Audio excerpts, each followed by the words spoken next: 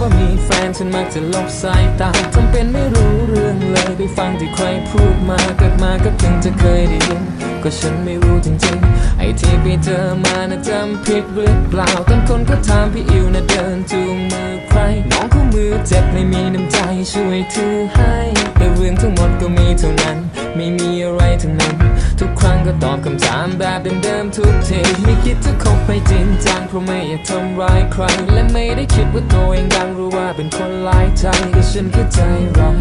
ฉันแค่ใจร้ายทุกวันก็เตือนตัวเองในใจอย่าไปทำร้ายคนที่ไม่คิดจะคบใครจริงจังเพราะไม่อยากทำร้ายใครและไม่ได้คิดว่าตัวเองดังรู้ว่าเป็นคนหลายใจแต่ฉันแค่ใจร้ายฉันแค่ใจร้ายทุกวันก็เตือนตัวเองในใจอย่าไปทำร้ายคนอื่นฉันรู้ดีว่าตัวเองยังไม่พอบางที่ฉันก็ยังไม่พร้อมจะยอมรับใครให้เดินเข้ามาดูแลหัวใจที่ฉันรู้สักวันฉันจะดีให้พอในวันที่ฉันพร้อมจะยอมรับใครมาเดินคู่กันตลอดไป